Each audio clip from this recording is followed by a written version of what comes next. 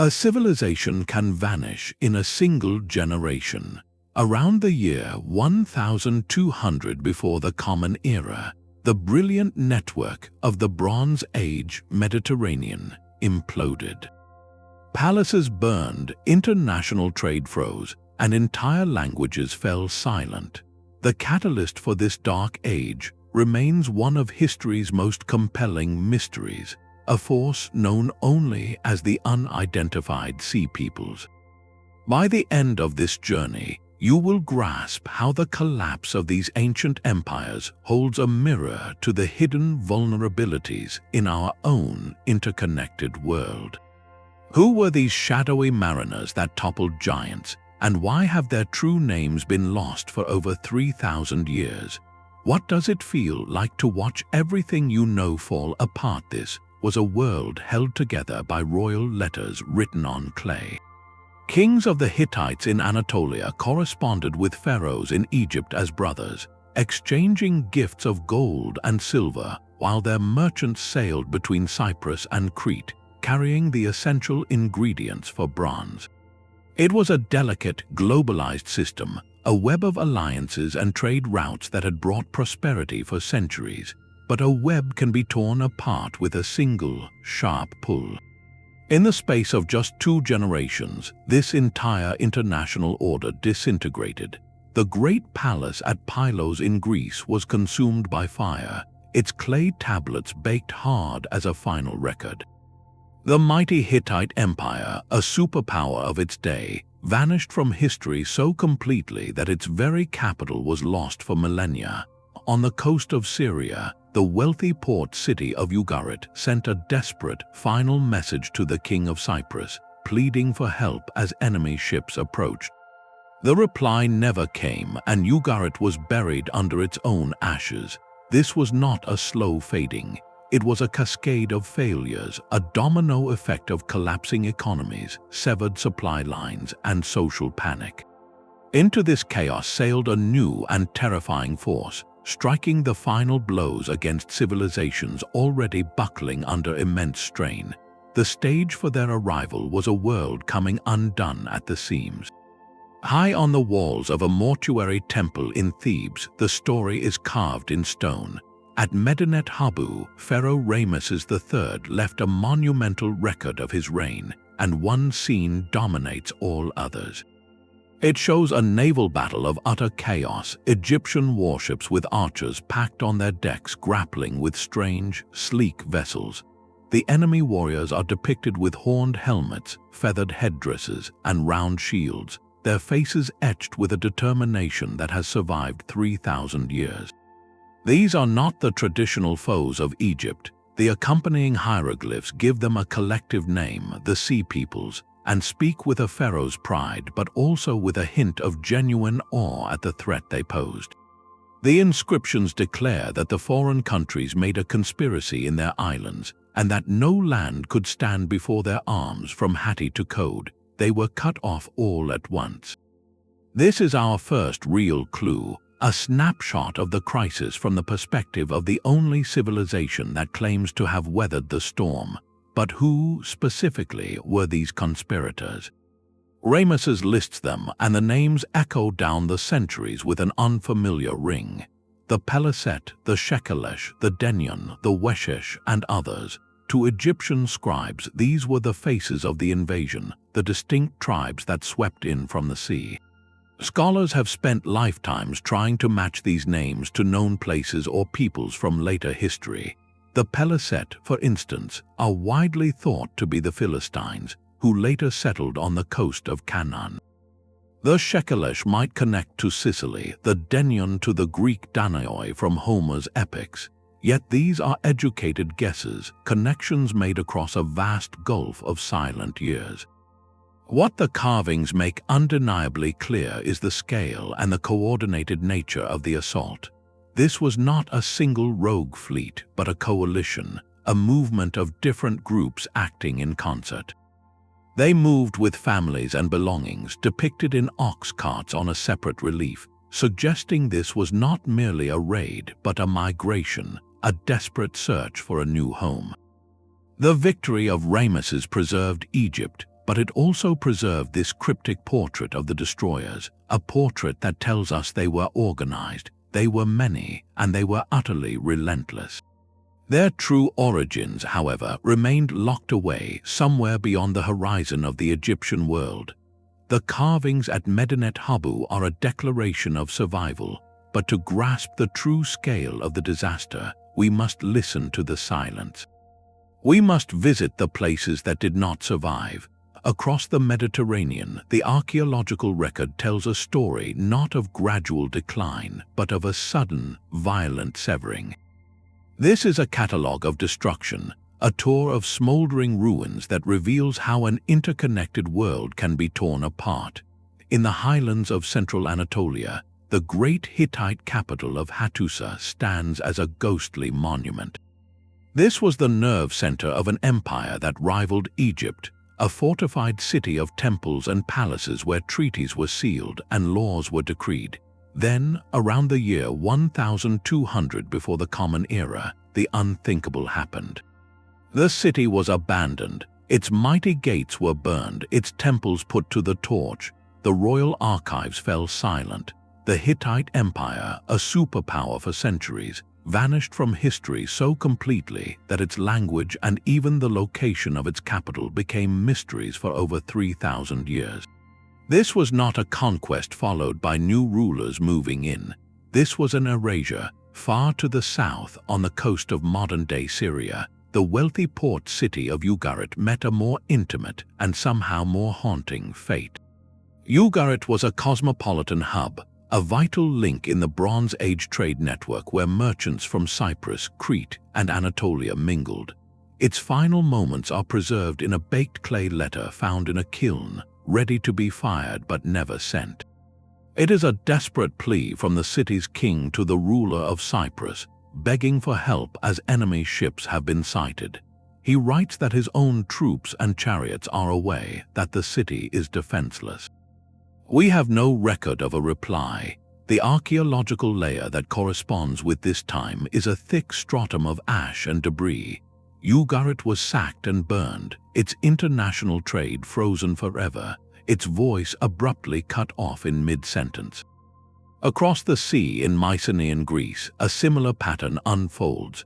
The Grand Palace at Pylos, a center of administration where scribes used Linear B script to track inventories of olive oil and chariot wheels, was consumed by a catastrophic fire. The heat was so intense it baked the very clay tablets they wrote on, preserving them as a final, frantic record. At the citadel of Mycenae, famed for its Lion Gate, there is evidence of violent conflict followed by a rapid depopulation. The sophisticated system of palace economies, which required a complex bureaucracy to function, shattered. With the palaces gone, the knowledge of Linear B writing itself was lost for centuries, plunging the region into a historical twilight. This isn't merely a list of fallen cities. Look at the pattern: Hattusa, an inland imperial capital; Ugarit, a coastal trading port; Pylos and Mycenae, palatial centers of a maritime culture. The collapse was not localized, it was systemic.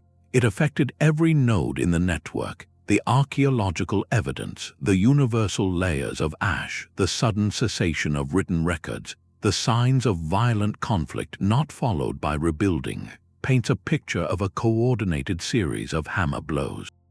The intricate economic and political systems of the Bronze Age, which depended on stability and long-distance exchange, were dismantled. When the palaces burned, the tax collectors, the merchants, the scribes, and the soldiers who upheld that entire world lost their purpose. A power vacuum opened that would take centuries to fill. What could possibly deliver such widespread, simultaneous blows to civilizations so far apart? The answer, it seems, came from the one thing that connected them all: the sea itself. The voices of the doomed speak to us from the clay, while the grand carvings at Medinet Habu offer a pharaoh's triumphant perspective. The most intimate and chilling evidence comes from elsewhere, from the administrative heart of a world in its final hours. These are not monuments built for eternity, but everyday documents, the royal memos and desperate pleas of leaders who could feel the ground crumbling beneath their feet. In the burned ruins of Ugarit, archaeologists found a small archive of letters that had been placed in a kiln for firing, a routine bureaucratic act that became a time capsule of catastrophe. One tablet sent by the last king of Ugarit, Amurapi, to the ruler of Alashia, modern-day Cyprus, is a masterpiece of understated terror. He writes, "My father, behold, the enemy's ships came. My cities were burned, and they did evil things in my country." The striking detail is what he says next. "Does my father not know that all my troops and chariots are in the land of Hatti, and all my ships are in the land of Lucca?" He is telling his ally that his entire military is deployed elsewhere, hundreds of miles away. Ugarit, a wealthy and vital port, had been left utterly defenseless, its safety gambled on the stability of a network that was already failing. The letter concludes with a stark question. "Now, the 7 ships of the enemy that came here inflicted much damage upon us. This is not the language of a surprise attack, but of a systemic collapse. The enemy ships are a known, recurring threat, and the international agreements that once guaranteed mutual protection have broken down. The king of Alashia likely never sent a reply because he was facing the same storm." A similar cry for help echoes from the heart of the Hittite Empire, once the anchor of Anatolia. In a letter found at the site of Ugarit but sent from the Hittite court, the tone is one of profound vulnerability. It speaks not of armies but of empty granaries. The Hittite official writes, "I have no grain in my lands. What grain there is in Ugarit, load it onto a ship and send it to me." Here the threat is famine. The letter suggests that the agricultural heartland of the Hittite Empire was failing, perhaps due to drought, perhaps due to the disruption of trade and labor caused by widespread unrest. A superpower is begging a smaller ally for basic foodstuffs. This reveals a cascading failure. Climate stress likely weakened the economic foundations of these kingdoms, making them less able to maintain armies and secure loyalty. Then, when the mobile, seaborne forces appeared, the brittle alliances and stretched thin defenses shattered. These clay tablets show us the sea peoples not as a single, inexplicable evil, but as a lethal catalyst. They moved with terrifying mobility across the sea lanes, striking vulnerable points in a system already crippled by internal strain. The old diplomacy of brother kings and gift exchanges, the very glue of the Bronze Age world, had become a series of unanswered messages sent into a gathering dark. The letters are the last heartbeat of an international order, a pulse that grows fainter with each word until it stops altogether. But a name is not an origin. To understand the sea peoples, we must move past the Egyptian labels and ask the most fundamental question: who were they, really? Generations of historians and archaeologists have sifted through the ashes, proposing theories that often fall into 2 broad camps. Were these desperate migrants, or were they calculated marauders? The first idea paints a picture of displacement, of entire populations on the move. Imagine a prolonged drought gripping the Aegean world or the highlands of Anatolia, a climate shift that turned fertile lands barren. Crops fail, springs run dry, and the social order begins to crack under the strain of famine. Communities that had lived in one place for centuries would have faced an impossible choice: stay and face hardship, or take to the sea in search of a new beginning. In this theory, the sea peoples were not born as pirates, but were made into them by necessity. Their attacks on the coastal cities of Egypt and the Levant were not the goal, but a means of survival, a violent procurement of the food and supplies their families needed to keep going. The ox carts shown in Egyptian reliefs support this, suggesting they traveled with women and children, the hallmarks of a migration, not a temporary raiding party. Pottery styles found in the destruction layers of Canaanite cities offer a subtle clue. archaeologists have noted the appearance of new, locally made pottery that echoes forms known from the Aegean, like Mycenaean Greece or Cyprus. This could suggest that after the violence, some groups stayed, bringing their cultural traditions with them and slowly blending with the local population. The Philistines, often linked to the Peliset of the Inscriptions, are a prime example. Their early settlements show this distinct pottery, and over time, their culture became a unique fusion of Aegean and Canaanite elements. This evidence points to people putting down roots, which aligns more with migrants than with hit-and-run raiders. The second major theory, however, sees a more opportunistic force. In this view, the Sea Peoples were professional warriors, perhaps from the less stable fringes of the Bronze Age world, who saw the great empires weakening from internal problems like economic strain or succession crises. They were not forced from their homes by drought, but were drawn toward the centers of wealth like moths to a flame, exploiting the crumbling defenses of a failing system. Their coordinated attacks, hitting multiple points across a vast geography, suggest a high degree of organization and maritime skill that seems more tactical than desperate. Some scholars look to the weaponry and armor depicted at Medinet Habu, the feathered headdresses and round shields, and try to link them to known warrior cultures in Sardinia, Sicily, or the Italian peninsula. Could some of these groups have been seasoned fighters from the Western Mediterranean, joining a loose coalition for plunder and glory? Linguistic clues add another layer of intrigue. The names the Egyptians recorded, like Denyon or Shekelesh, have tantalizing echoes in later historical names, the Danaioi of Greek epic or the Sickles of Sicily. But these are echoes across a silent gap of centuries, not definitive proof. The truth likely lies in a messy combination of both ideas. The Sea Peoples were almost certainly not a single, unified ethnic group. They were a confederation, a coalition of the displaced and the ambitious. Within their ranks could have been farmers from failed harvests in Anatolia, skilled sailors from the Aegean Islands, and warrior bands from the central Mediterranean, all united by circumstance and a common target, the vulnerable wealth of the ancient kingdoms. They were both a symptom and a cause, a wave of human movement that surged into the cracks of a world already under immense stress, and in doing so, they widened those cracks into canyons. The Egyptian inscriptions gave them a name, but the land of Canaan gave them a home. Among the many tribes listed by Ramesses III, one group stands apart because their story does not end in the dust of a battlefield.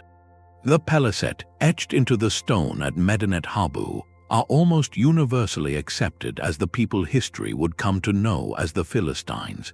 Their journey offers our clearest window into what happened after the invasions, a transformation from feared marauders to established settlers that rewrites the simple narrative of pure destruction. This is the story of how some of the Sea Peoples stopped sailing and started building. The biblical texts remember them as formidable adversaries, the archenemies of the Israelites, champions like Goliath who represented a powerful coastal culture. Archaeology now reveals how that culture took root. Following the chaos of the late Bronze Age collapse around the year 1175 before the Common Era, a distinct new presence emerges along the southern coast of Canaan. At 5 key cities, Ashkelon, Gaza, Ashdod, Gath, and Ekron, a new society begins to flourish. This Philistine pentapolis, a league of 5 powerful city-states, becomes their new heartland. But what proves these cities were built by the very people shown attacking Egypt? The evidence is in the clay, literally. In the earliest layers of these settlements, archaeologists uncover a dramatic shift in pottery. Gone are the local Canaanite styles. In their place appears a completely new repertoire, featuring shapes and decorations that are unmistakably Aegean. We find finely made pottery with intricate geometric designs, drinking cups known as kylikes that look like they belong in a Mycenaean palace, and storage jars called stirrup jars that were common in Greece and Cyprus. This was not imported tradeware. This was locally made, meaning the potters themselves had come from somewhere else, bringing their techniques, their aesthetics, and their cultural memory with them across the sea. This material culture tells a story of gradual adaptation, not endless war. In the first generation, the Philistine pottery is very purely Aegean, but as decades and centuries pass, something fascinating happens. The designs begin to blend. The distinct Philistine styles start to incorporate local Canaanite elements, and vice versa. The pottery becomes hybrid, a physical metaphor for a society that was putting down roots and interacting with its neighbors. At the city of Ekron, for instance, excavations revealed not just these cultural markers, but also evidence of a sophisticated and thriving economy. In its later centuries, Ekron became one of the largest olive oil production centers in the entire ancient world, with over 100 olive presses found at the site. This speaks to a society focused on industry, trade, and agricultural wealth, a far cry from the image of nomadic raiders. Their transition reshaped the entire region. The Philistines were not just destructive invaders who then disappeared. They became a settled, urban, and technologically advanced people.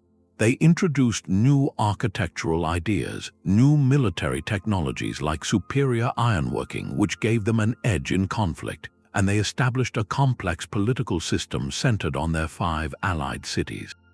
Their relationship with the emerging Israelites, as recorded in later texts, was one of both intense rivalry and deep cultural exchange, a prolonged struggle for control of the land that would define the region's history for generations. The story of the Peliset-turned-Philistines is perhaps the most important clue in our entire puzzle. It demonstrates that for at least a significant portion of the Sea Peoples, the ultimate goal was not mere plunder. It was territory, it was a permanent place in the world. They were migrants seeking a new start, who used force to carve out that start when the old order would not make room for them. In their successful settlement, we see the end game of the great upheaval, the chaotic birth of a new political landscape from the ashes of the old. The clay tablets of Ugarit captured a world in its final, desperate moments. But another kind of Egyptian document, one far less dramatic than the battle scenes at Medinet Habu, offers a quiet postscript to the entire saga. It is a bureaucratic list, a dry administrative glossary known as the Onomasticon of Amenope. Written on a papyrus scroll likely used for training scribes or managing territories, this catalogue of places, peoples, and things provides a remarkable snapshot of the world that emerged after the dust had settled. Within its methodical entries, we find names that are chillingly familiar: the Shurden and the T-Jekka, 2 of the very groups Rameses III fought against. But here they are not listed as enemies of the state. They are recorded as settled communities, their names placed alongside cities in the land of Canaan.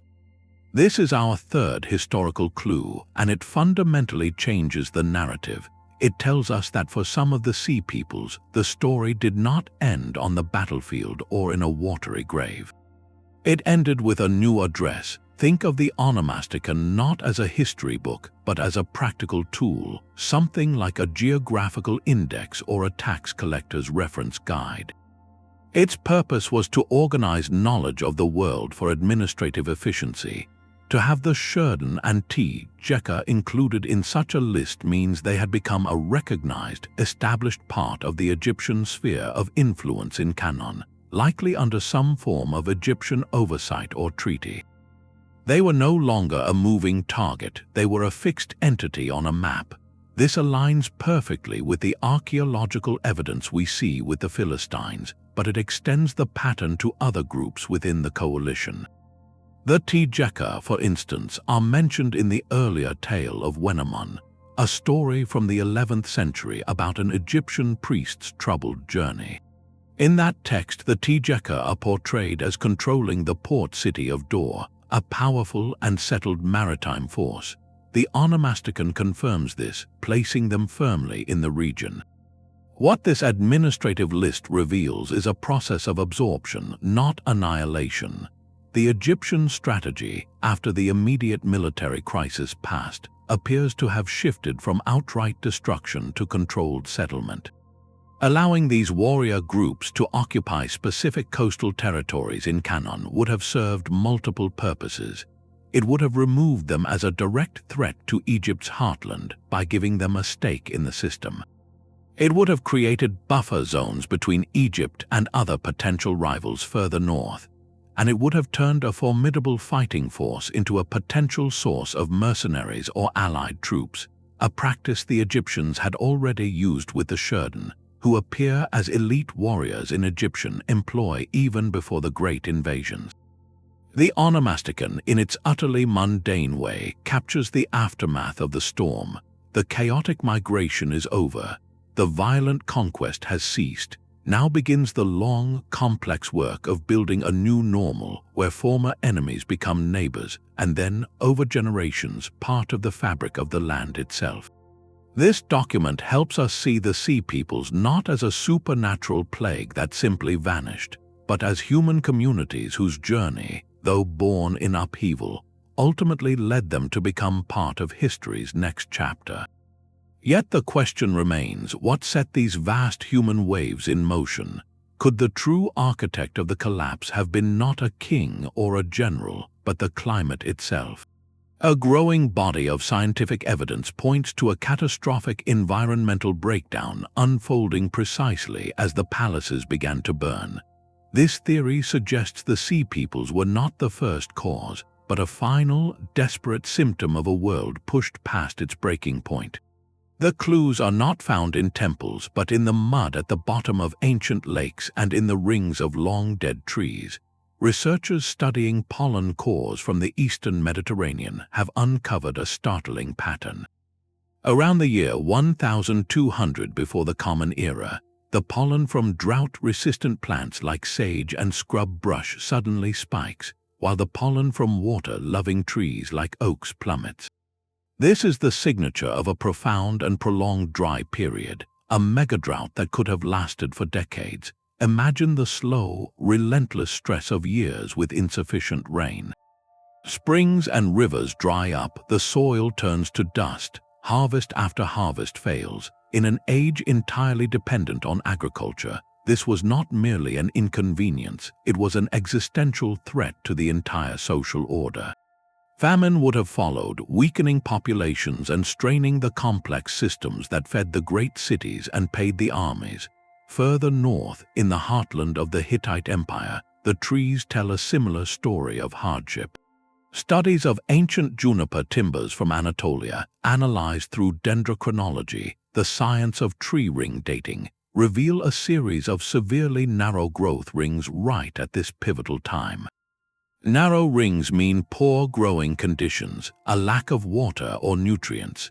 This independent evidence from the highlands corroborates the drought signal from the coast, painting a picture of a widespread climatic event that crippled the agricultural foundations of multiple empires. To this picture of drought, we must add another force of nature, one far more sudden and violent. The geological record of the region shows evidence of significant seismic activity in this era.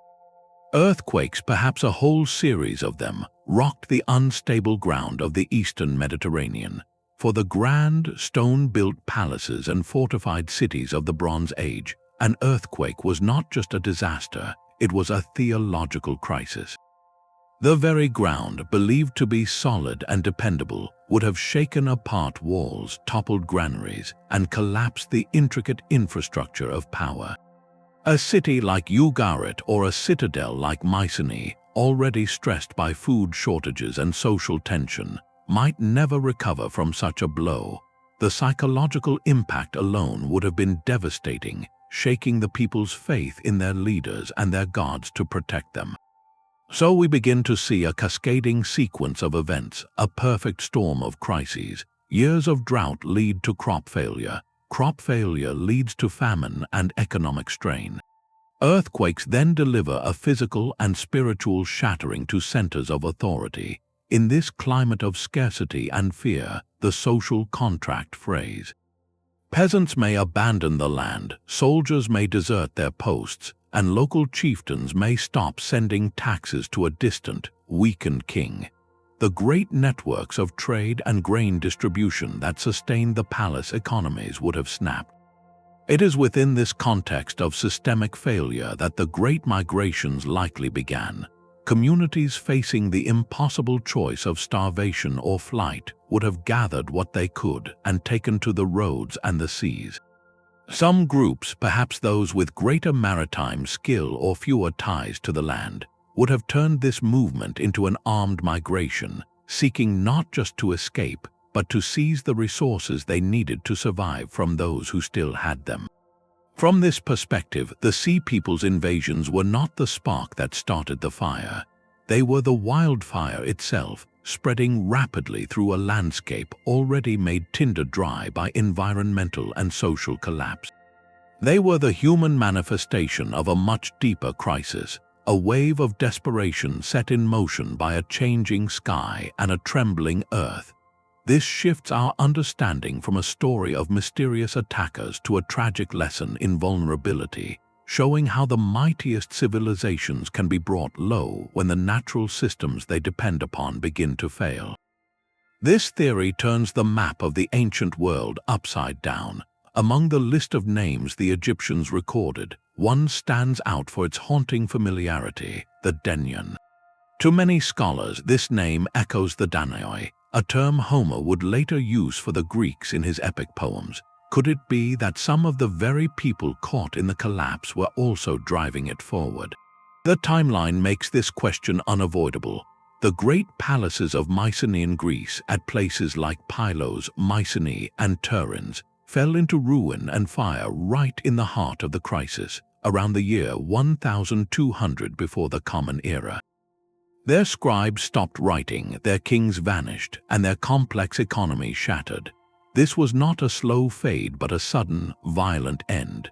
So what happened to the people who once manned those palaces, the warriors, the sailors, the skilled craftsmen who suddenly found themselves without a kingdom to serve? One compelling possibility is that they did not simply disappear, they adapted. With their home ports in chaos and their way of life obliterated, bands of Mycenaean fighters, perhaps led by local warlords or ousted princes, may have taken to their ships not as refugees but as a new kind of mercenary force. Their skills were perfectly suited for the age. They were experts in naval warfare, masters of the very galley designs that dominated the Mediterranean. Look closely at the Egyptian carvings at Medinet Habu. The ships of the Sea Peoples are sleek, oar-powered vessels with a single mast and high, bird-headed prows.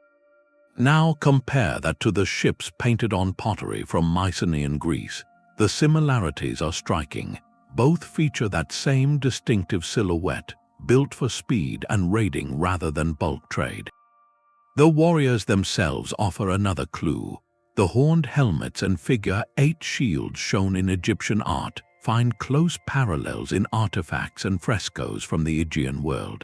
A famous fresco from the island of Thera, though centuries older, shows warriors with similar helmets. While fashions change, the martial tradition points to a shared cultural sphere around the Aegean Sea. If groups of Mycenaeans were sailing east, they would not have been arriving as strangers in a strange land. They were moving through a network they already knew. The Mycenaeans had long established trade contacts with Anatolia, Cyprus, and the Levant. They knew the harbors, the trade routes, and the relative wealth of each city-state. In a time of universal breakdown, that knowledge was a weapon. A displaced lord from Pylos or a captain from Crete would have known exactly which ports were poorly defended and which storerooms were fullest. This perspective blurs the clean line we often draw between victim and aggressor.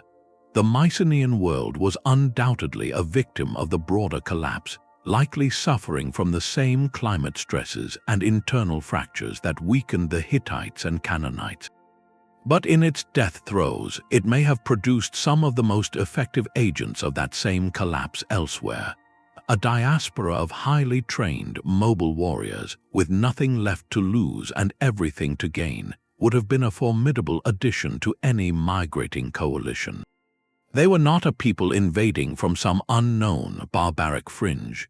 They were the remnants of a brilliant civilization, turning their sophisticated skills outward in a desperate fight for survival and supremacy in a world that no longer had a place for them as kings. This transforms the Sea Peoples from a mysterious external threat into something far more complex, a mirror of the collapse itself, where the fallen could become the destroyers. The search for origins leads us westward to the great islands at the heart of the Mediterranean Sea. Among the many names recorded by the Egyptians, two have sparked a particularly enduring line of inquiry: the Sherdun and the Shekelesh. Could these raiders from the east have come from, or later settled, the lands we know as Sardinia and Sicily? The evidence is a mosaic of suggestive clues, where archaeology and linguistics intertwine to sketch a possible, but still shadowy, connection. On the rugged island of Sardinia, a unique Bronze Age culture was reaching its peak just as the Eastern empires were falling. This was the Nuragic civilization, named for the thousands of massive stone towers called nuraghi that still dot the landscape. These were not primitive structures, but sophisticated fortifications and community centers, evidence of a complex and wealthy society with extensive trade contacts across the Mediterranean. Among the most striking artifacts left by the Nuragic people are small bronze figurines, often depicting warriors.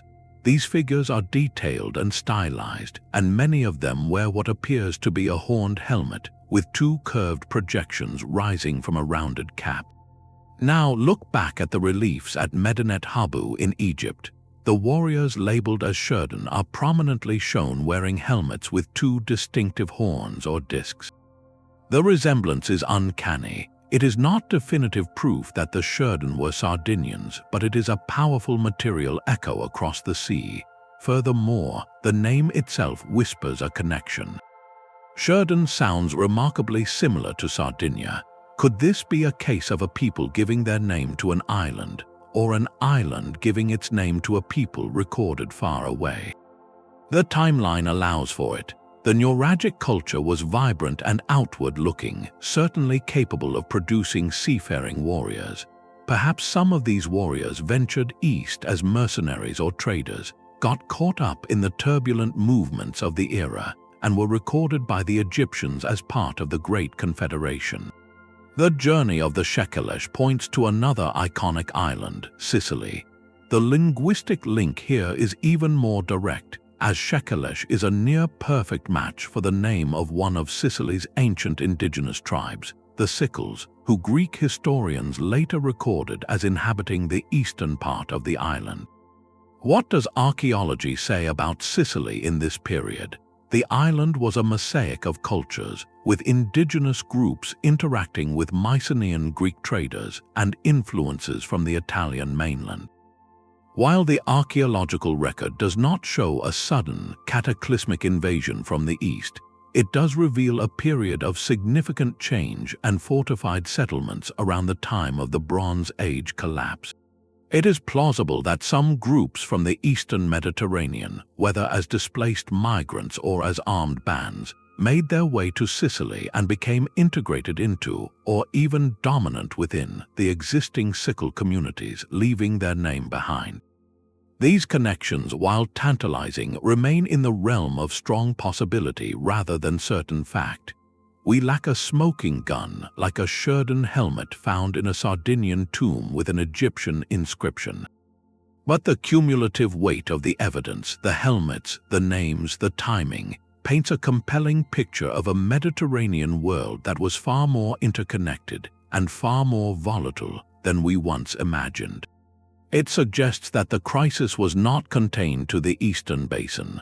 The shockwaves of collapse, or perhaps the very forces that contributed to it, may have rippled across the entire sea, drawing distant peoples into a vast, chaotic migration that would redefine the map of the ancient world.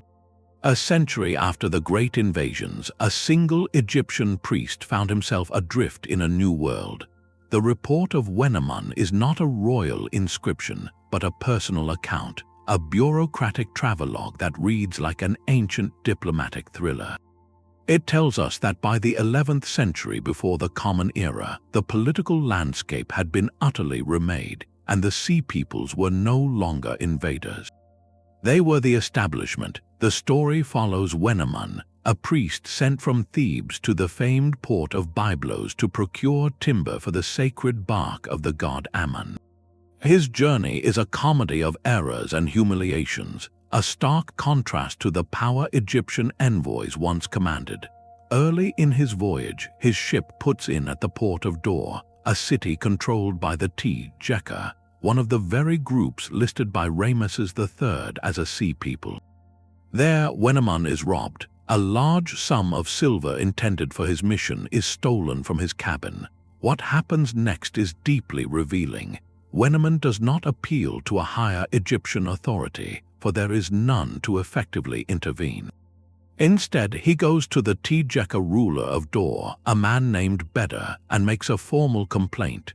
Beda listens, but his response is telling. He essentially says, "The thief who robbed you is from my country, but I did not commit the crime. I cannot execute him for you. I will instead try to find your silver." For 9 days, Beda hosts Wenamun while a search is made, but the silver is never recovered. The priest, frustrated, simply leaves. This entire episode is a snapshot of a transformed reality. The Tjeka are not nomadic raiders camped on a beach. They are settled rulers of a strategic port city with their own administration, their own laws, and their own sense of jurisdiction.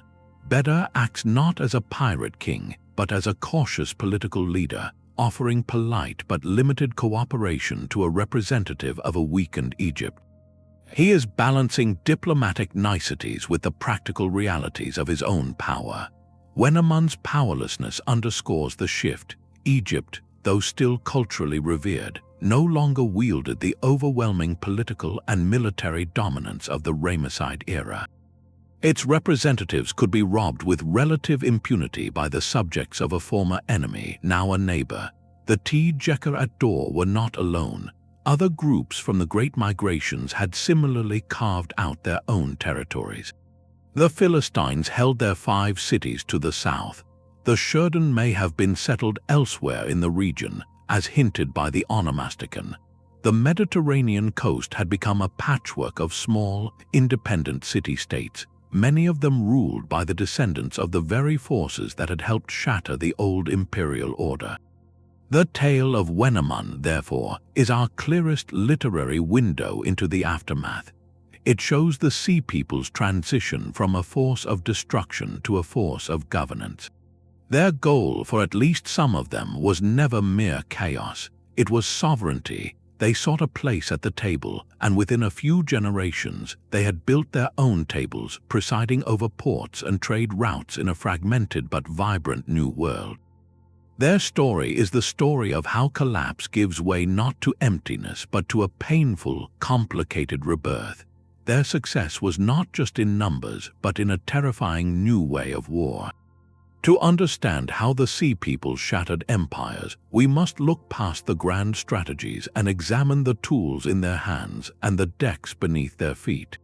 The Egyptian carvings at Medinet Habu offer our most detailed blueprint, a technical manual of disruption carved in stone. Here we see the vehicles of their chaos, sleek, low-slung vessels that look utterly alien next to the taller, more cumbersome Egyptian warships. These were not the broad-beamed cargo ships of the Bronze Age trade networks, designed to carry amphorae of oil and grain across open water. The sea people's ships were predators, built for a single, brutal purpose: rapid coastal assault. They appear to be powered primarily by oars, arranged in a single bank, giving them a speed and maneuverability that sailing ships of the era could not match in the calm waters near shore. Most strikingly, many of these raiding craft are shown without a mast or sail rigged during battle, suggesting they relied on pure muscle power to dart in, strike, and escape. Their prows are often carved into the shape of a bird's head, a design that may have been intended to intimidate, but also speaks to a maritime tradition focused on agility over bulk. This was a naval technology perfectly suited for their tactics. They did not need to win pitched battles on the open sea.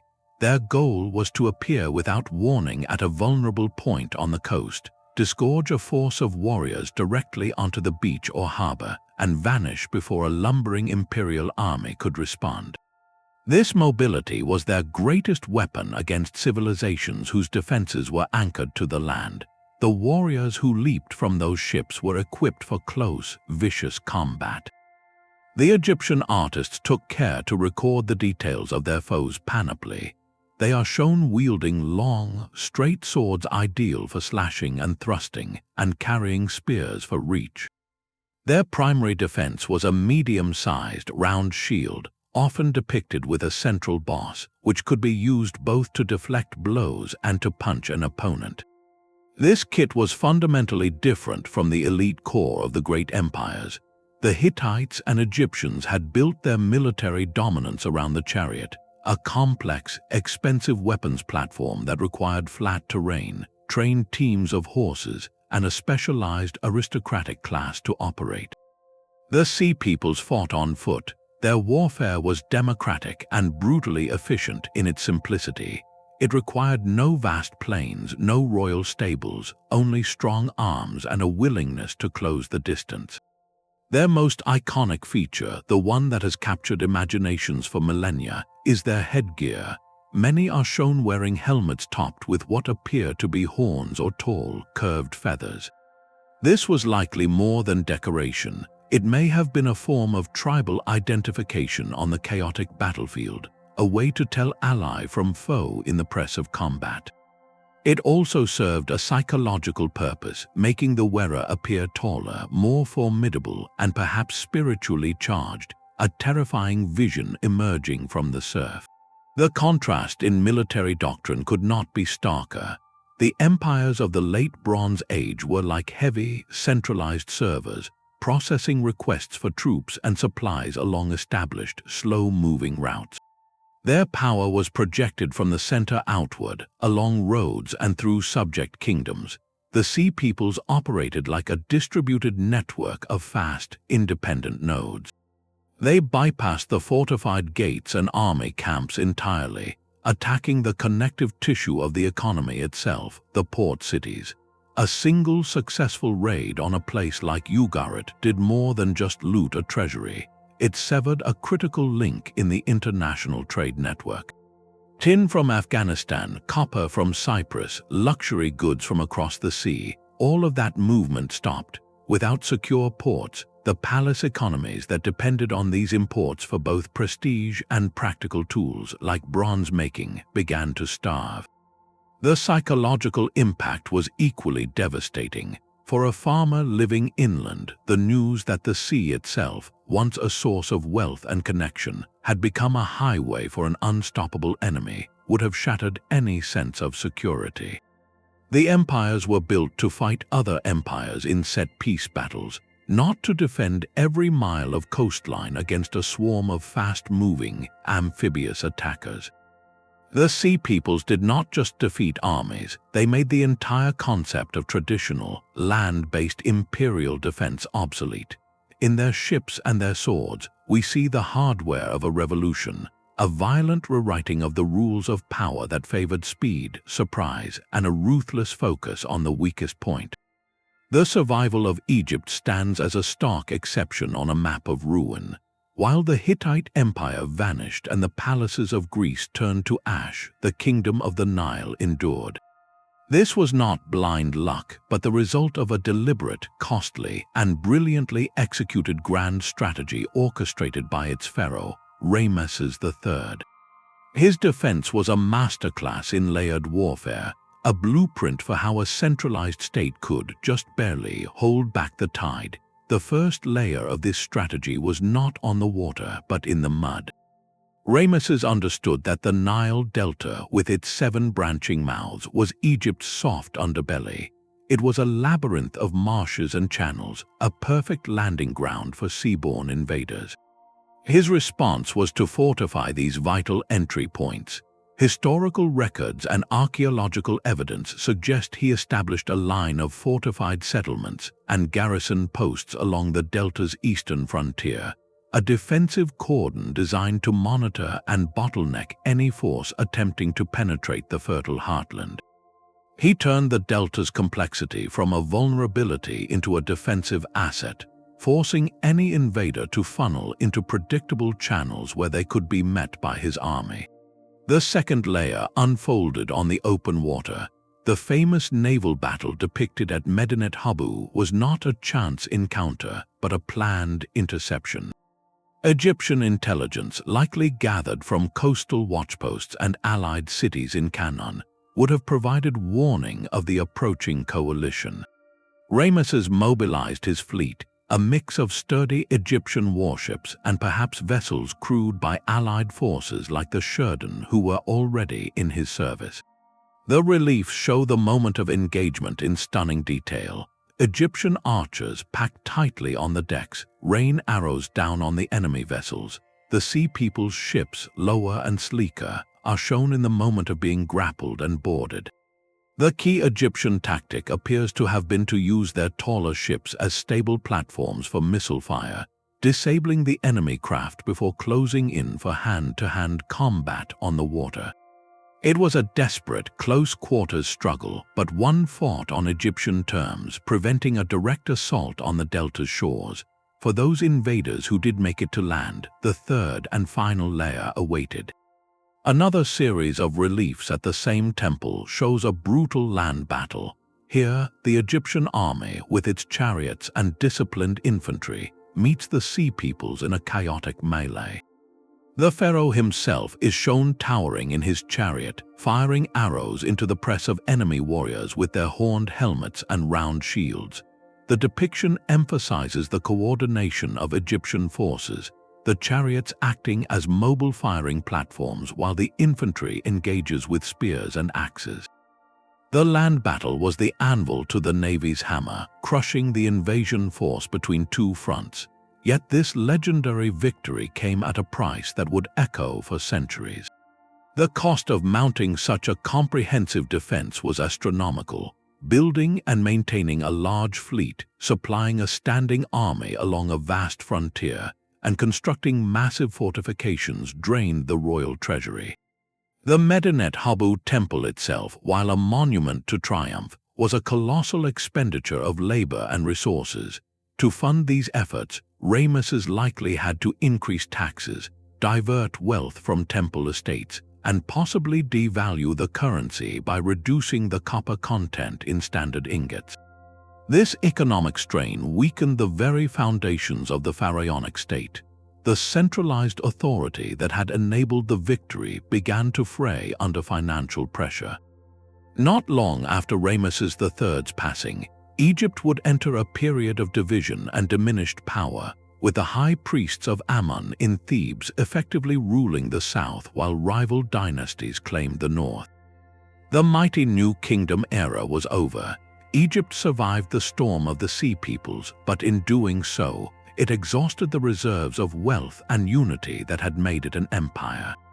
Its story is a profound lesson in the paradox of survival, where the monumental effort to avoid collapse can itself become a catalyst for a long, slow decline. The victory of Ramesses III saved Egypt from conquest, but it could not save the Old World. In the wake of the Great Migrations, a profound silence fell across the eastern Mediterranean. The imperial correspondence ceased, the royal archives closed, and the intricate web of Bronze Age diplomacy was torn apart, thread by thread. What emerged from this silence was not a return to what had been, but something entirely new, a political landscape shattered into 1,000 pieces. The age of superpowers was over. In its place came a world of smaller, more nimble states, forced to innovate simply to survive. This was the birth of the Iron Age, an era defined not by the glory of emperors, but by the resilience of merchants, sailors, and scattered kingdoms learning to stand on their own. Along the coast of what is now Lebanon, a remarkable transformation was taking place.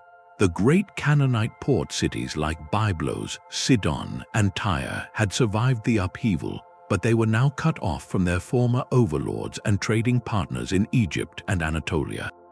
With the old imperial markets closed, they had to look elsewhere, and so they looked outward to the open sea. These cities, which we now call Phoenician, became the master navigators of the post-collapse world.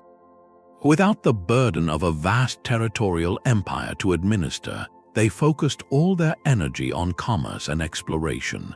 They perfected the construction of sturdy, deep-hulled ships capable of long voyages, and they became legendary traders, dealing in precious purple dye, glass, and the magnificent cedar wood from their homeland.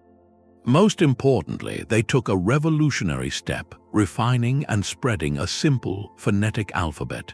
This was a technology of practicality, far easier to learn than the complex syllabic scripts of the Bronze Age empires. It empowered merchants to keep their own records and opened literacy to a wider segment of society, fueling a new kind of economic and cultural vitality. Their network of trading posts would eventually stretch across the entire Mediterranean, reaching as far as Spain and North Africa, weaving a new web of connection built on enterprise, not imperial decree. Inland, away from the coast, another power was rising from the chaos.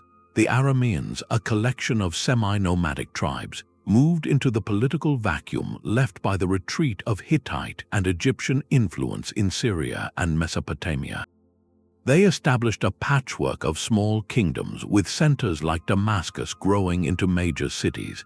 Their greatest legacy was not in conquest but in communication.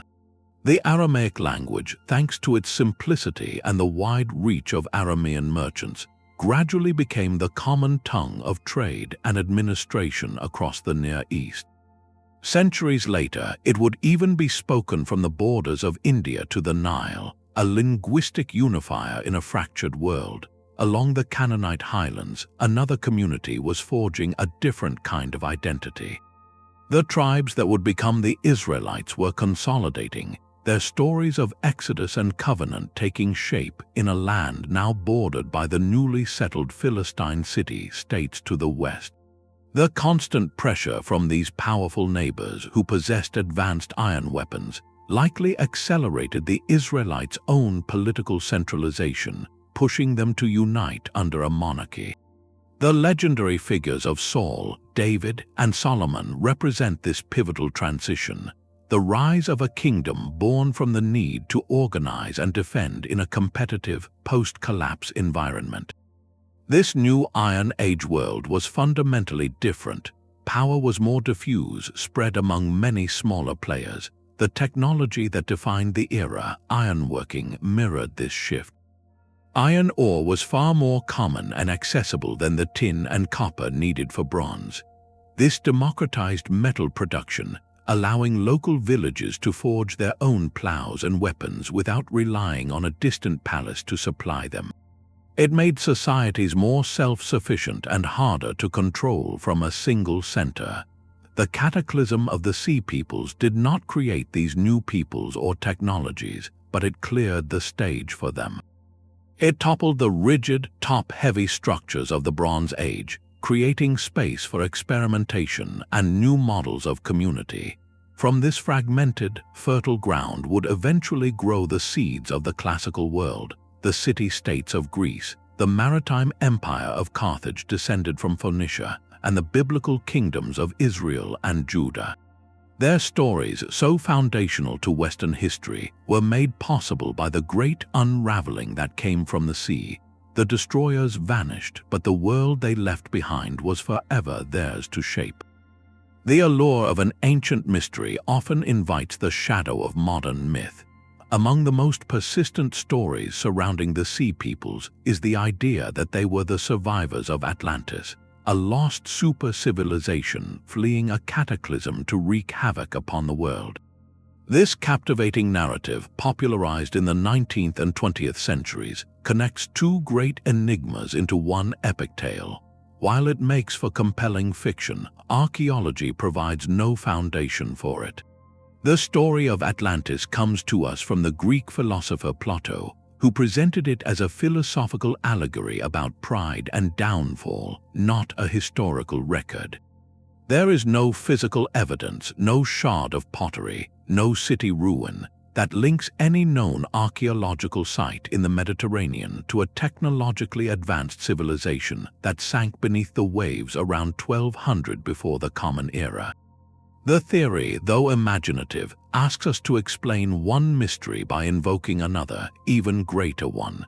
It moves us away from the tangible clues left in the dust of Hattusa and Ugarit and into the realm of pure speculation.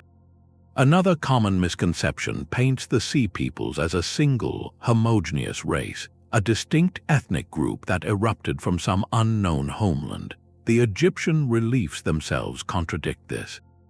They depict different styles of dress, different headgear, and they list multiple names, implying the Egyptians recognized a coalition of distinct groups. The archaeological footprint supports this view. The material culture associated with these movements is not uniform. The pottery found in early Philistine settlements is Aegean in style, while potential connections to Sardinia or Sicily suggest entirely different cultural origins. They were a coalition, not a monolith. This leads to a third myth, the idea of a single, apocalyptic invasion that swept like a tsunami across the shores. The records and ruins tell a more protracted and complex story. The conflict spanned decades, from the first clashes during the reign of Merneptah, Ramesses III's predecessor, to the final battles and subsequent settlements.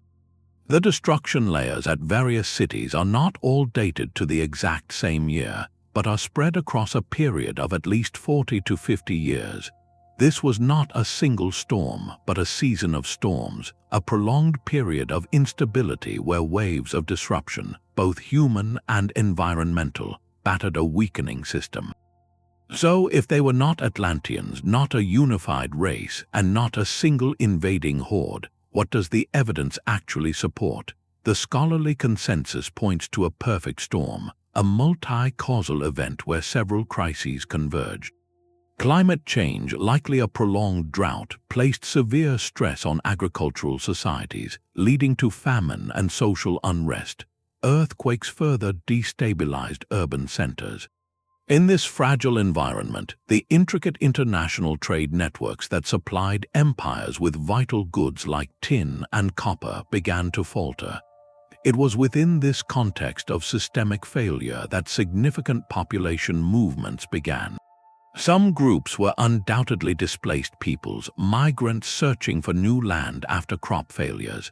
Others were likely opportunistic warriors, sea raiders who saw vulnerability and moved to exploit it.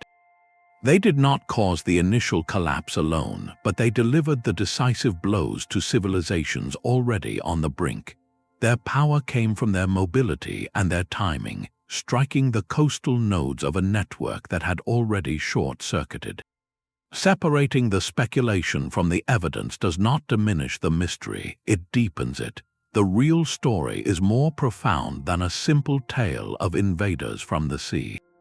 It is a sobering lesson in interdependence, showing how climate, economy, and society are interwoven threads, and how the pulling of one can unravel an entire tapestry of civilization. The truth of the Sea Peoples lies not in a lost continent, but in the fragile nature of our own interconnected world. Their names are the echoes of a forgotten language. Since the Sea Peoples left no written records of their own, the only clues to their identity are the names given to them by others, etched into Egyptian stone and pressed into clay. These names, like Peliset, Tjeka, Denyon, and Sheridan, are not just labels, they are a linguistic puzzle, a code that scholars have been trying to crack for over a century. By comparing these ancient terms to the names of places and peoples we know from later history, linguists attempt to trace a path back to a homeland.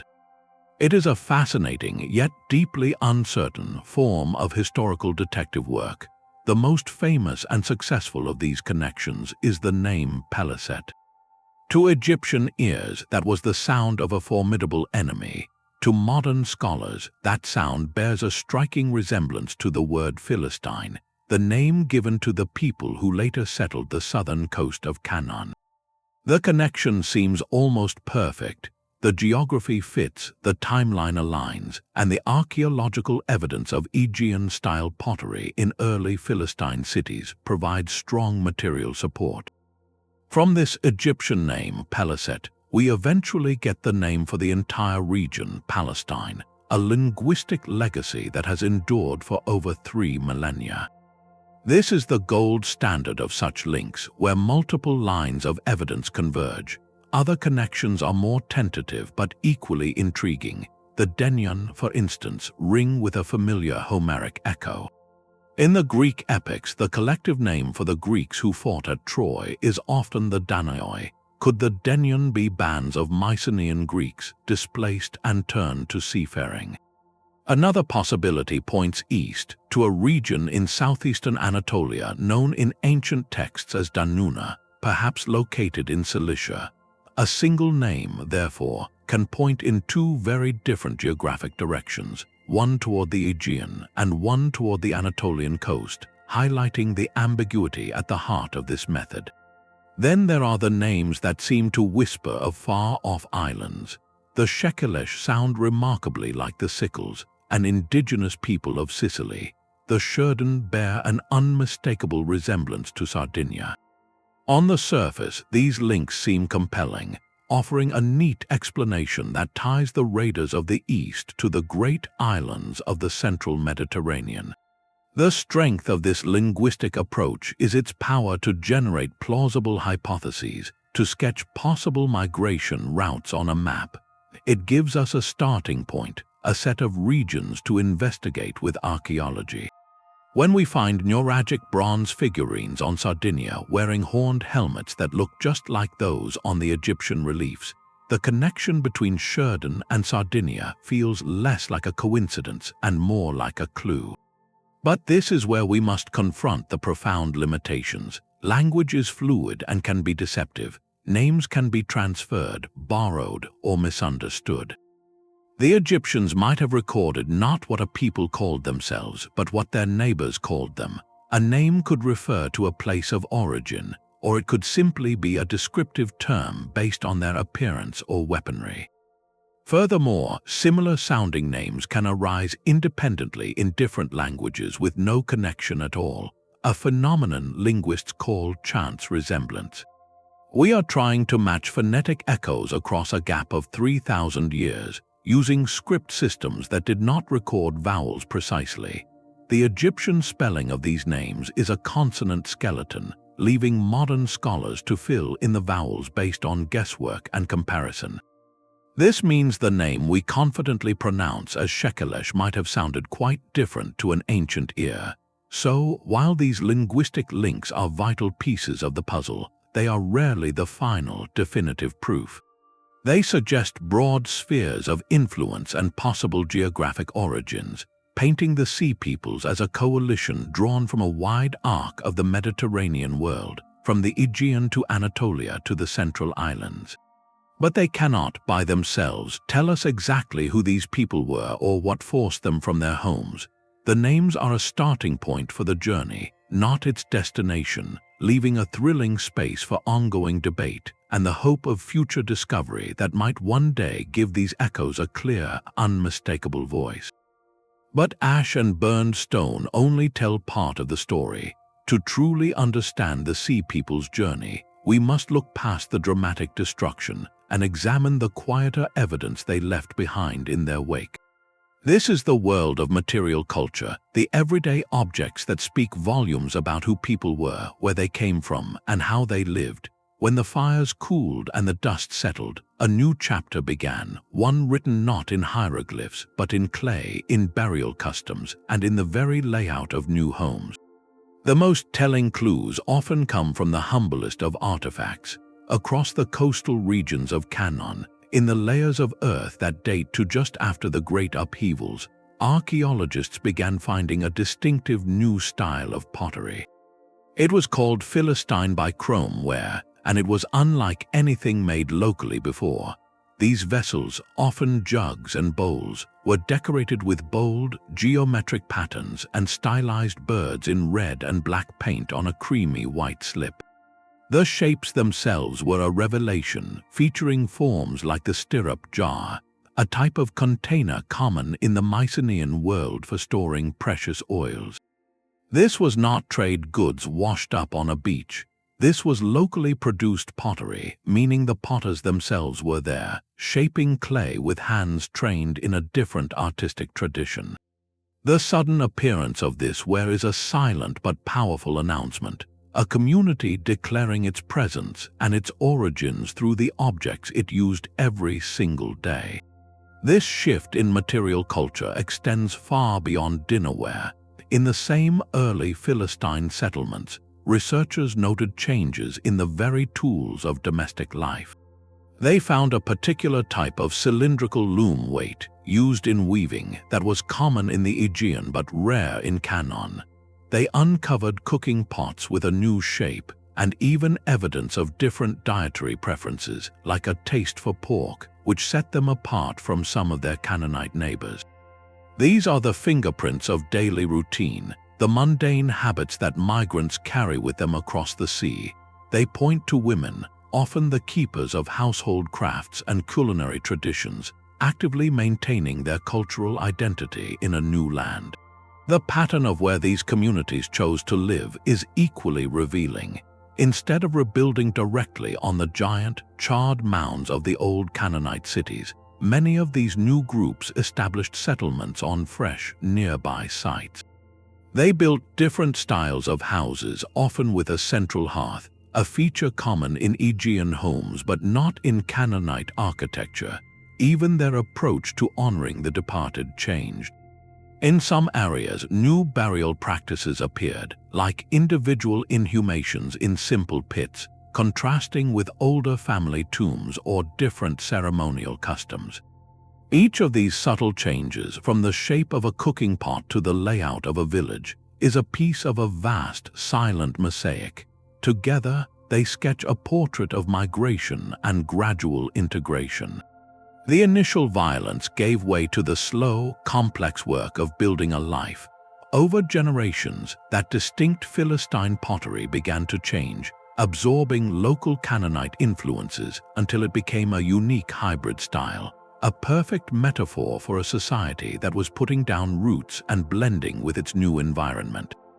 This archaeological evidence moves us beyond the simple label of destroyer. It shows us families, artisans, and farmers. It reveals a process where conflict was followed by coexistence, and where cultural lines, once sharply drawn by the point of a sword, slowly began to blur on the potter's wheel and around the communal hearth. The Mediterranean was not the only stage for such a drama. Civilizations across the globe have faced their own twilight, moments when the intricate structures of society buckle and fall.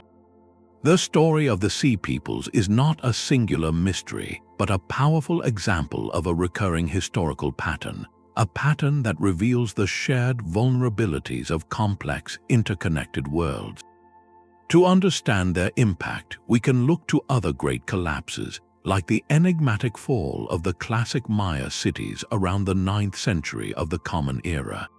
In the lush rainforests of Central America, mighty city-states like Tikal and Palenque, with their towering pyramids and advanced calendars, experienced a rapid decline.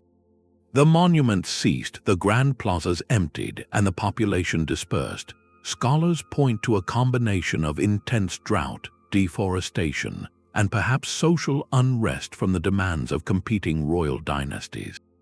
Here, as in the Bronze Age Mediterranean, environmental stress appears to have strained the social contract to its breaking point, leading to a fragmentation of power.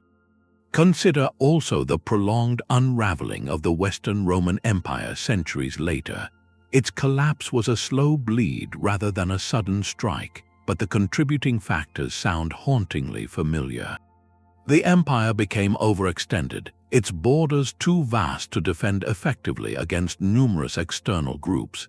Internal economic strain, heavy taxation, and deep social inequalities eroded its cohesion.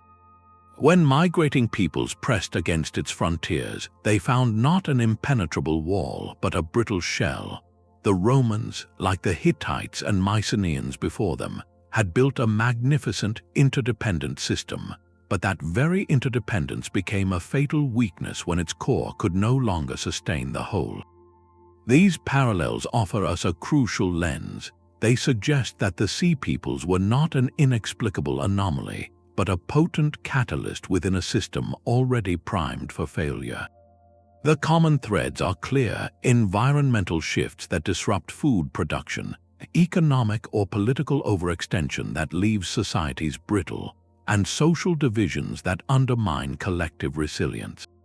In such a fragile state, any significant external pressure, whether from migrating groups, new military technologies, or in this case, a formidable seaborne coalition, can trigger a cascade of collapse. This comparative view moves us beyond seeing these mariners as mere destroyers. Instead, we see them as actors in a universal and sobering drama of rise and fall, one where the greatest achievements of a civilization can sometimes contain the seeds of its own vulnerability. Their story becomes less about a shadowy enemy and more about the delicate balance every complex society must maintain with its environment, its neighbors, and its own people. The mystery is no longer confined to the earth. Today, the search for the Sea Peoples has plunged beneath the waves and soared into the digital sky, powered by tools our predecessors could scarcely dream of. Modern archaeology is not just about trowels and brushes, it is a symphony of advanced sciences, each offering a new way to listen to the whispers of the past. One of the most promising frontiers lies on the seabed. Underwater archaeologists are systematically surveying the eastern Mediterranean coastlines, searching for the ultimate prize, a shipwreck from the invasion era. Finding one of the sleek raiding vessels depicted at Medinet Habu would be a transformative discovery. Its construction, the timber used, even the personal belongings left behind by its crew, could provide undeniable clues about where these ships were built and who sailed them. While no definitive Sea Peoples wreck has been found yet, each surveyed mile brings that possibility closer, turning the sea itself from a barrier into a vast, submerged archive. On land, the science of origins has become astonishingly precise.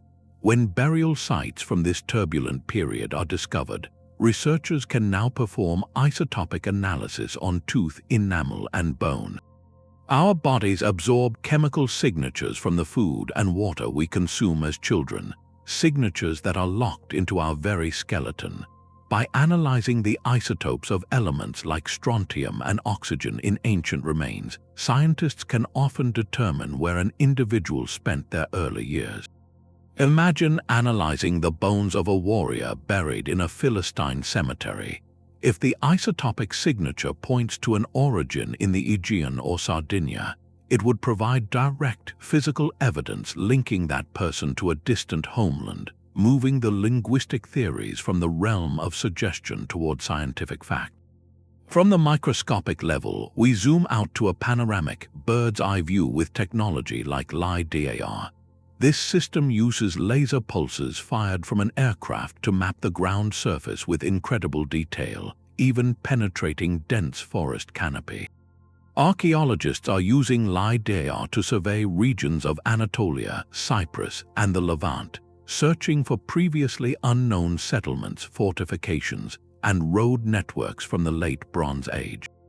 By mapping these ancient landscapes in their entirety, we can start to see patterns of movement, potential migration corridors, and how populations shifted before and after the collapse.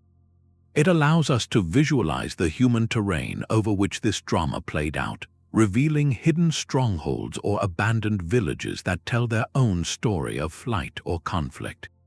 Perhaps the most profound revelations are coming not from artifacts, but from the climate record itself, Deep within caves, stalagmites grow slowly over millennia, their layers recording the climate conditions of each passing year like a natural hard drive. By extracting core samples and analyzing the geochemical data within, paleoclimatologists can now reconstruct annual rainfall and temperature patterns with remarkable accuracy. Recent studies of stalagmites from caves in Turkey and Israel have provided stark, year-by-year evidence of the severe drought that gripped the region at the exact time of the collapse. This data transforms the drought from a theoretical contributor into a measurable, devastating reality, allowing us to chart its duration and intensity alongside the historical timeline of invasions and city destructions. It confirms that the stage for this human drama was set by a changing sky. Together, these tools represent a new era of investigation. We are no longer reliant solely on the biased accounts of the victors or the silent testimony of burned cities. We can now analyze the chemistry of a tooth, map a lost landscape from the air, and read the diary of the ancient climate.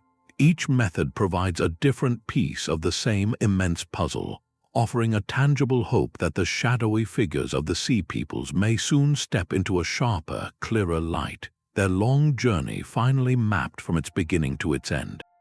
Their story was carved in stone, but it is written anew in every generation. The sea peoples, those shadowy architects of the ancient world's end, have long since sailed out of history and into myth. Their journey did not stop with the ruins of Ugarit or the settlements of the Philistines. It continued straight into the heart of our modern imagination, transforming from a historical puzzle into a powerful cultural symbol. In our books, on our screens, and in our games, they are constantly resurrected, not as nuanced historical actors, but as something more primal, an archetypal force of chaos. They become the faceless barbarian horde sweeping in from the unknown, the perfect catalyst for tales of apocalypse and survival. This enduring fascination reveals less about who they actually were, and more about the deep, unresolved anxieties their story stirs within us. An unsolved mystery of this magnitude is a blank canvas, and we have been painting our own fears upon it for over a century. In popular historical fiction, they are often the ultimate external threat, a narrative device to explain a world falling apart. Writers of adventure novels set in the ancient Mediterranean frequently cast them as the looming danger, the storm on the horizon that forces heroes to unite or kingdoms to make their last stand. They are the convenient, overwhelming foe, because their historical ambiguity allows for creative freedom. They can be portrayed as anything from displaced tribes to supernatural marauders without contradicting a settled record. This tradition taps into a very old storytelling vein, the fear of the other, of the outsider who arrives without warning to shatter the peace. Their role expands dramatically in genres that explore ancient catastrophes and alternative history. Here, the sea peoples are frequently woven into theories that stretch the evidence, becoming everything from the fleeing survivors of a lost advanced civilization to the pawns of a cosmic disaster. They are the human face of a larger, often environmental, apocalypse. This connection resonates because it mirrors the most credible academic theories, climate change and migration leading to collapse, but amplifies it into epic, speculative drama.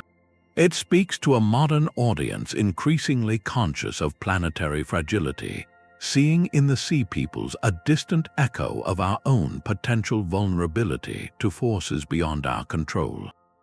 Perhaps their most visible modern reinvention is in the realm of video games, where their archetype is perfectly suited for world building.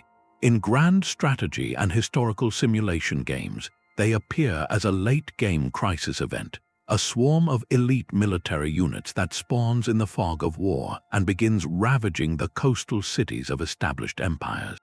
The player, who may have spent hours carefully building a thriving kingdom inspired by Egypt or the Hittites, is suddenly confronted with this unpredictable, existential threat. This gameplay mechanic is a direct and powerful interactive metaphor for the historical event. It forces the player to experience the shock, the desperation, and the strategic scramble that the ancient rulers must have felt. In these digital worlds, the Sea Peoples are pure, uncomplicated disruption, a test of a civilization's resilience. This broad cultural legacy, from pulp novels to pixelated armies, confirms that the true power of the Sea Peoples lies not in the details we know, but in the vast emptiness we do not. They are a historical Rorschach test. In times of social stability, we might see them as mere raiders, a problem of border security. In eras of perceived decay or global anxiety, we are more likely to see them as harbingers of a systemic end. Their enduring appeal is the appeal of the cliffhanger, a 3,000-year-old question mark that allows every generation to project its own understanding of chaos, its own fears of collapse, and its own search for meaning in the ruins. They remind us that history's greatest mysteries are never truly about the past. They are about the unresolved questions we carry into the future. Bronze was the lifeblood of their world, and its recipe was a secret held by the sea. For the great civilizations of the late Bronze Age, true power was not just held in palaces or on chariots. It was forged in a crucible from an alloy of copper and tin. This simple metallic marriage created the tools of empire, the weapons of its soldiers, and the prestige gifts exchanged between kings. But there was a profound vulnerability hidden within this strength. The ingredients for bronze were rarely found in the same place. Cyprus was rich in copper, but the tin needed to harden it into a usable metal came from much farther afield, likely from distant sources like Afghanistan or perhaps even Cornwall in Britain. This meant the entire system, from the Hittite armory to the Mycenaean workshop, depended on a fragile, far-flung network of maritime trade routes. Merchant ships laden with copper ingots from Cyprus and tin from the east sailed between a constellation of ports, from Ugarit in Syria to the harbors of Greece and Egypt. It was a globalized economy 3,000 years before the term was invented, a delicate web of interdependence where the prosperity of a king in Anatolia could hinge on the safe passage of a ship through the Aegean Sea. The Sea Peoples did not need to understand economics to shatter this system. They simply needed to attack its weakest points by targeting the port cities that served as the vital hubs in this network. They performed a kind of economic sabotage on a grand scale. Imagine a single, coordinated strike on the major airports and shipping terminals of our modern world. The physical destruction is one thing, but the real paralysis comes from the severing of connections, the freezing of supply chains. A raid that sacked Ugarit did more than burn a city.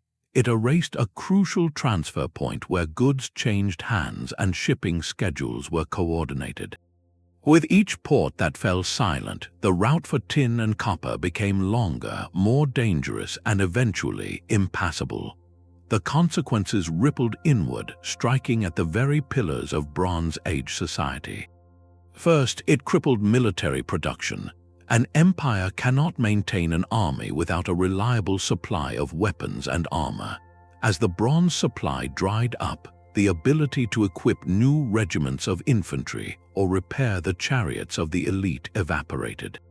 The great powers found their martial strength slowly bleeding away, not from battlefield losses, but from a silent logistical collapse. Second, and just as critically, it dismantled the elite gift economy that underpinned international diplomacy. Kings did not trade in simple barter. They exchanged magnificent gifts, bronze weaponry, ceremonial vessels, and luxury items to cement alliances and display their wealth and reach. This was the political language of the age. Without the steady flow of bronze and the artisans to work it, this language of power became impossible to speak. Treaties could not be reinforced, loyalties could not be purchased, and the intricate web of royal brotherhood described in the Amarna letters simply frayed apart.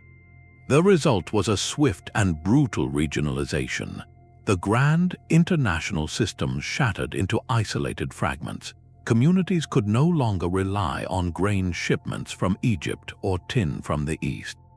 They were forced to turn inward to focus on local subsistence, growing what they could and making do with what was at hand. This retreat from complexity is visible in the archaeological record, a simplification of art, architecture, and material goods. In this stripped-down, survivalist world, a technological shift that had been slowly brewing suddenly became not just attractive, but necessary: iron. Unlike the exotic tin required for bronze, iron ore was relatively common and could be found in many local landscapes. The technology to smelt and work it effectively was more difficult, requiring higher temperatures and greater skill, but it did not depend on a vulnerable, 1,000-mile supply chain. The adoption of iron was, in part, a pragmatic adaptation to a world where the old global connections were gone. It represented a democratization of metal, moving power away from the palaces that controlled long-distance trade and into the hands of local smiths who could use local resources. So when we view their actions through this economic lens, the Sea People's impact deepens profoundly. They were not merely destroyers of cities, they were dismantlers of a system. By cutting the arteries of Bronze Age commerce, they induced a fatal economic heart attack in the body of the ancient world. Their raids transformed a connected, interdependent globe into a scattered collection of isolated villages, forcing humanity to rebuild from a more local and ultimately more resilient foundation. The Age of Bronze ended not with a whisper, but with the silence of empty harbors and the ringing of a new metal on the anvil. After centuries of searching, we are left with a title, not a name.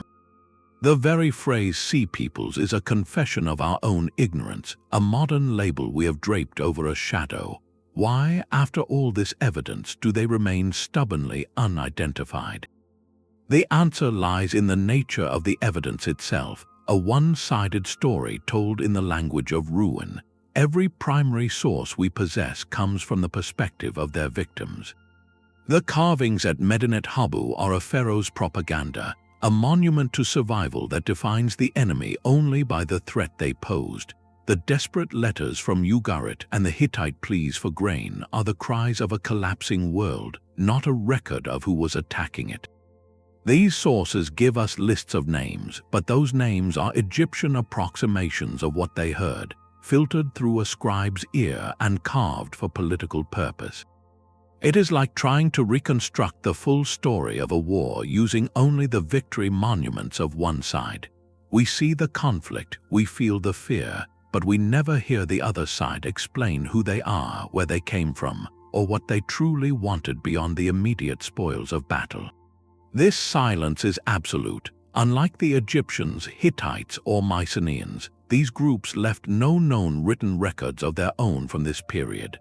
No royal archives, no victory stelae, no merchants' ledgers bearing their script have ever been found.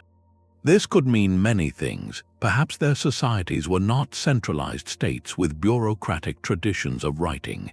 Perhaps they used perishable materials like wood or leather that did not survive.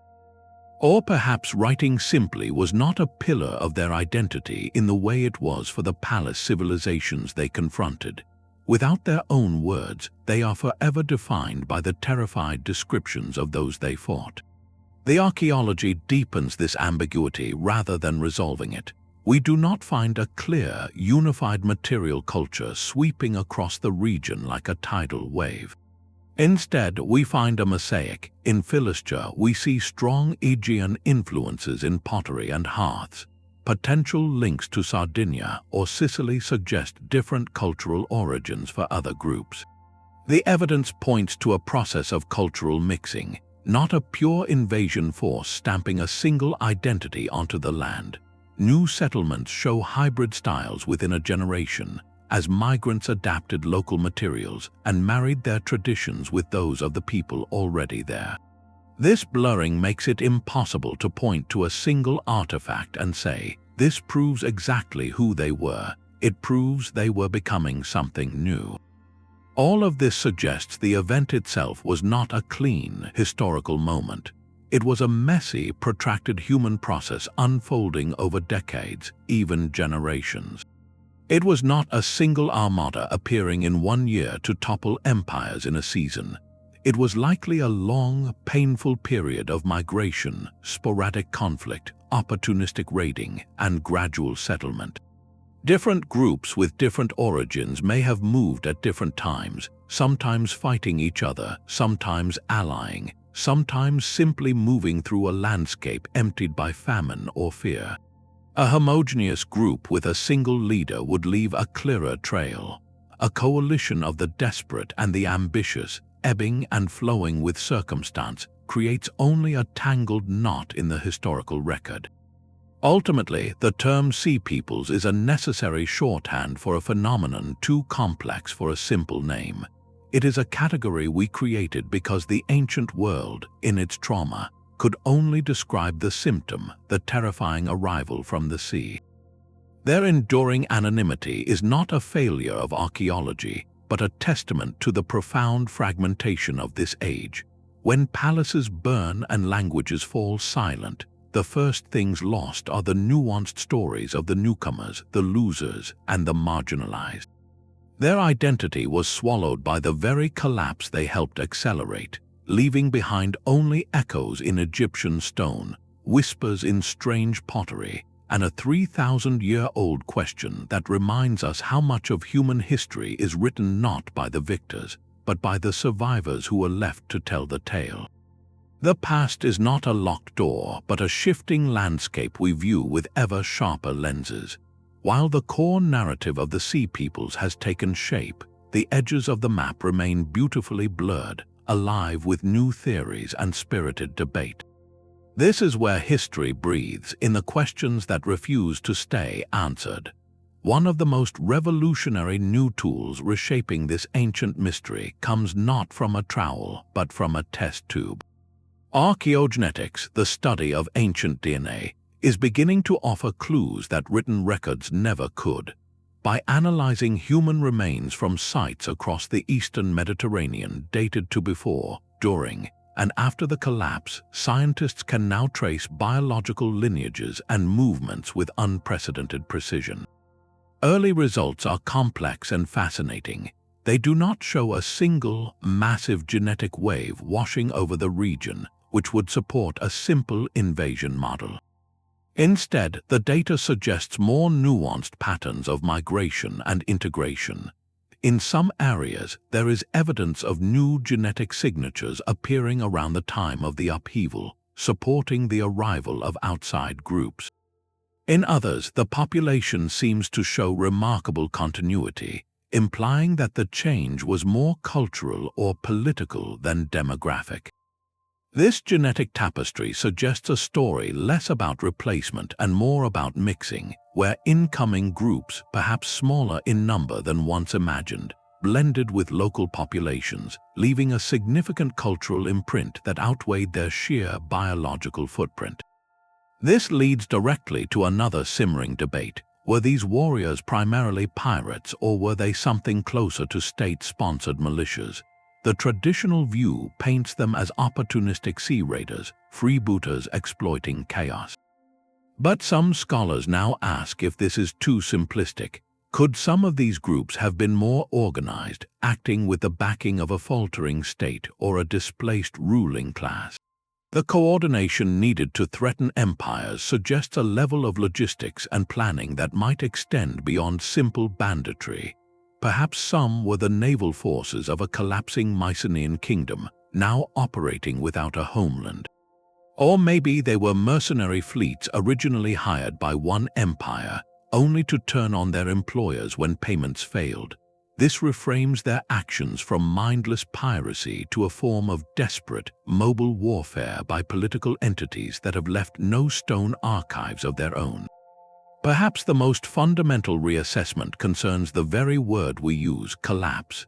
Was it truly an absolute end, a universal dark age? A growing number of archaeologists are urging us to reconsider this stark imagery. They point to evidence of resilience and continuity amidst the ruins, Yes, the great palaces burned and the international system shattered, but life did not stop. In many regions, people simply moved. They abandoned the large, vulnerable urban centers and established smaller, more defensible settlements in the hills. The sophisticated bureaucracy of the palace economies vanished, but local trade and small-scale agriculture persisted. The loss of writing and monumental architecture represents a loss of a certain kind of complexity, but not necessarily a loss of community or knowledge. This perspective sees the period not as a catastrophic failure, but as a painful societal transformation, a shift from a centralized, top-down model to a more localized, bottom-up way of life. It was a simplification, a retrenchment that ultimately created the conditions for new kinds of states, like the city-states of Phoenicia and Philistia, to emerge. These debates are not just academic squabbles, they are the sound of a mystery being actively solved. Each generation asks new questions of the old evidence, armed with new technologies and new perspectives shaped by the world they live in. Our modern awareness of climate change makes us more attuned to the paleoclimate data from ancient stalagmites. Our experience with globalization helps us understand the fragility of Bronze Age trade networks. The mystery of the Sea Peoples, therefore, is far from a closed book. It is a vibrant frontier, a conversation between the silent artifacts of the past and the restless curiosity of the present, reminding us that history is not just about what happened, but about our endless, evolving conversation with what was left behind. The echoes of that ancient collapse resonate in our own time. The world of the late Bronze Age, with its royal letters on clay and ships laden with tin, feels distant, yet the architecture of its downfall is hauntingly familiar. It was a globalized system, deeply interdependent, where prosperity in one kingdom relied on stability in another. Its greatest strength, that intricate web of connection, became its fatal weakness when the threads began to snap. Today, we live in a world woven even tighter, a planet where financial markets, supply chains, and digital networks create a fragility of a different kind, but with the same underlying principle. A drought in one breadbasket region, a blockage in a critical shipping lane, or a sudden geopolitical rift can send shockwaves through economies thousands of miles away, revealing how thin the veneer of stability can be. The Sea Peoples did not invent the crises of their era. They arrived as a formidable external shock that found a system already under immense stress from climate shifts and internal strain. Their story compels us to ask, what are the modern equivalents of those sleek, disruptive ships appearing on our horizon, and are our societal defenses as brittle as those of the Hittite coast? This is not a prediction of doom, but a lens for understanding resilience.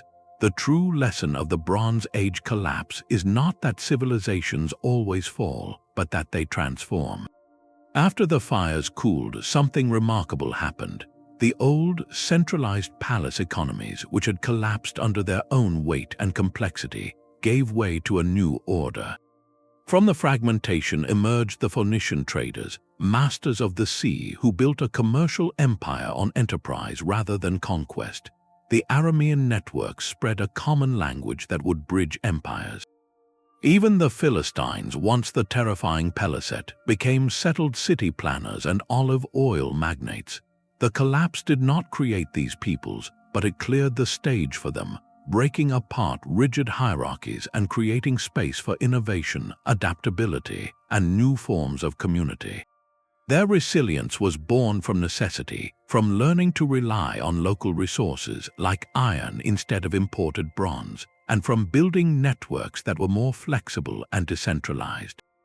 In their struggle to rebuild, we see the enduring human capacity to adapt, to find new ways to connect, and to forge meaning from the ashes of the old world. So what does this mean for us? It invites a sober audit of our own foundations. Our global systems are miracles of efficiency, but efficiency often comes at the cost of redundancy, the buffers and backups that allow a system to absorb a shock. The ancient kingdoms had all their chariots in one distant land, like the king of Ugarit, and when the crisis came, they had nothing left at home to defend the gates. Are we, in our pursuit of lean operations and just-in-time delivery, making a similar gamble? The story urges us to think about the value of diversity, not just in ecosystems, but in economies and energy sources.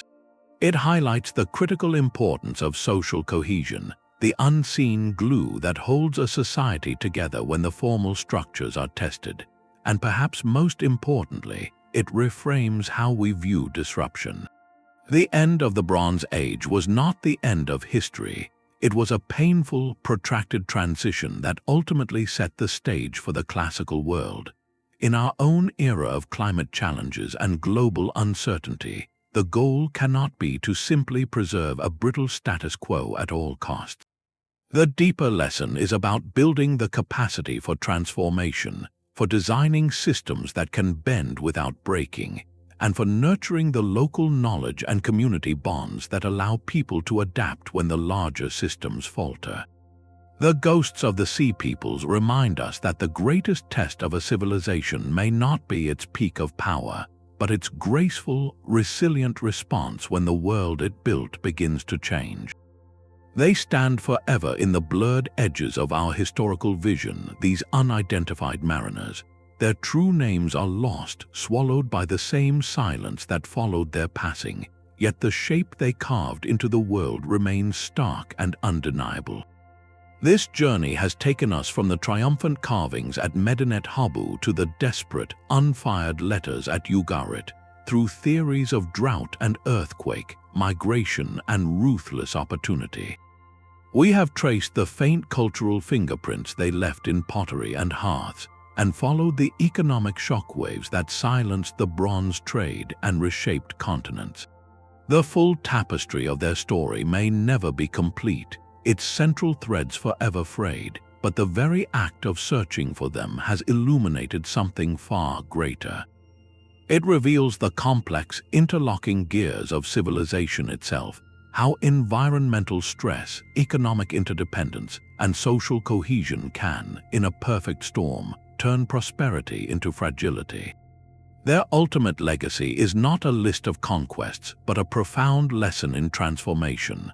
They were the chaotic, violent midwives to a new age, clearing the stage of old empires so that new actors, the Phoenicians, the Israelites, the Greeks in their coming dawn, could step forward.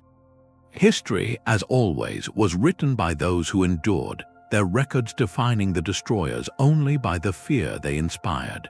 The Sea Peoples themselves recede into the mist, a powerful reminder that the forces which reshape our world are often those that remain eternally just out of focus.